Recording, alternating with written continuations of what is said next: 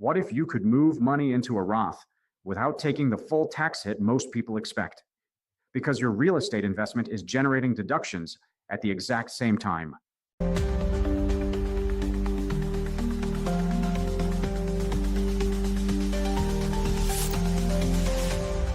Quick note before we start. This is educational, not tax or legal advice. And while Roth conversions apply broadly, the real estate strategies I'm referencing here are typically offered through private structures that generally limit participation to accredited investors. Outcomes depend on your income, filing status, state taxes, and how IRS rules apply to you. So coordinate with a qualified CPA before doing anything. A Roth conversion is simple in concept. You move pre-tax retirement money into a Roth.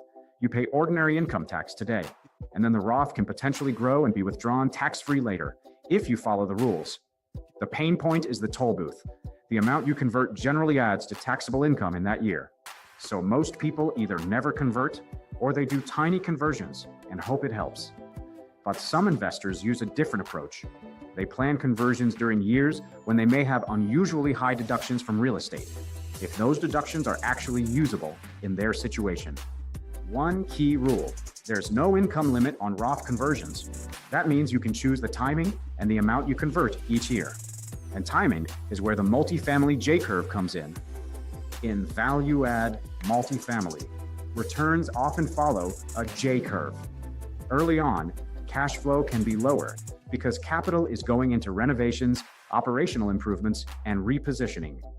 Then later, income can rise as rents increase and the property stabilizes. Here's the important connection.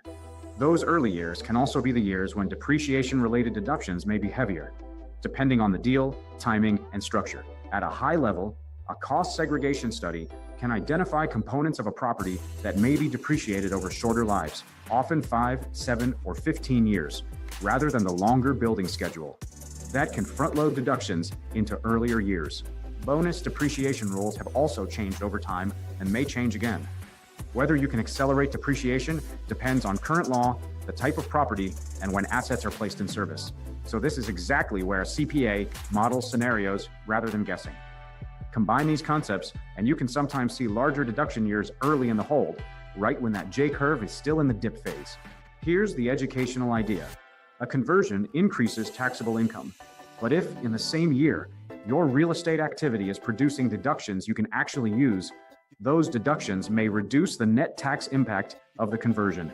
Let's put numbers on this to show where that 40% reduction idea can come from. These numbers are illustrative and won't match everyone. Here are the three moving parts: the conversion amount, your marginal rate, and the deductions you can truly use in that year. Step 1. You convert $400,000.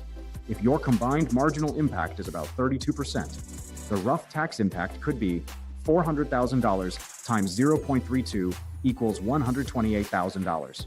Step 2. Suppose that same year you receive $160,000 of usable deductions allocated from a value-add multifamily investment. If those deductions reduce taxable income at roughly that 32% marginal effect, that's $160,000 times 0.32 equals $51,200 of tax reduction. So now the conversion's net tax impact drops from about $128,000 to roughly $76,800. And $51,200 divided by $128,000 is 0.40. That's a 40% reduction in this illustrative example. Take note, this isn't a guaranteed 40% discount on taxes. It's an example of what can happen when deductions you can actually use reduce the net tax impact in that same year. Now, the most important part. This is where people get it wrong. First, not all real estate losses are usable the way people assume. Passive activity rules can limit what offsets what. In many cases, you need passive income to absorb passive losses, or you need to meet specific tests like real estate professional status and material participation where applicable. Your CPA can tell you what actually applies to you. Second, timing matters. Placed in service timing and when you actually receive and file your K-1 affects which tax year those deductions hit. Third, conversions have ripple effects beyond brackets. A large conversion can impact Medicare premiums and other thresholds and phase-outs. That's why a real plan looks at the all-in effect, not just the headline rate. Fourth, accelerated depreciation can create larger deductions early, but it can also affect future taxes. like depreciation recapture, and it changes the long-range picture. So this isn't a quick trick, it's coordinated planning.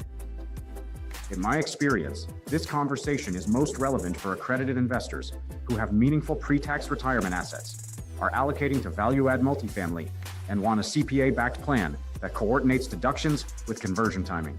Most people wait until December, then rush a financial decision that should have been mapped in March. And with Roth conversions, the cost of bad timing can be huge. So here's the deal.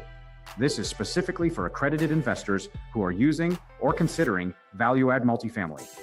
If you've got pre-tax retirement money and you're in years where real estate deductions may be higher, you may have a potential planning window to convert more efficiently, but only if it's coordinated correctly with your tax professional. If your advisor hasn't brought this up, if nobody is modeling this in advance, you may be missing planning options. I offer a 15-minute introductory call, strictly for accredited investors to help you get clarity on 3 things. First, whether this year may be a conversion window. Second, how much you might convert without creating unnecessary bracket or threshold issues. Third, what questions to bring to your CPA around depreciation, passive rules, and timing. If it's a fit, great. We'll map next steps. If not, you'll still walk away with better questions and a clearer framework. Either way, grab a time using the link in the description. If you're an accredited investor and you're not hearing about coordinating Roth conversions with high deduction years in value-add multifamily, it may be time for a second look. Now, if you like the concept but you don't currently have value-add multifamily exposure, or you don't have deductions available in the year you're converting, there are professionally managed real estate strategies that may produce depreciation deductions in earlier years. If you're accredited, I can share a few options we've reviewed alongside independent third-party due diligence, so you and your CPA can evaluate whether any of this belongs in your plan. I'm David Harris, a fee-based fiduciary at Alternative Investment Advisors. Grab a no-pressure 15-minute intro call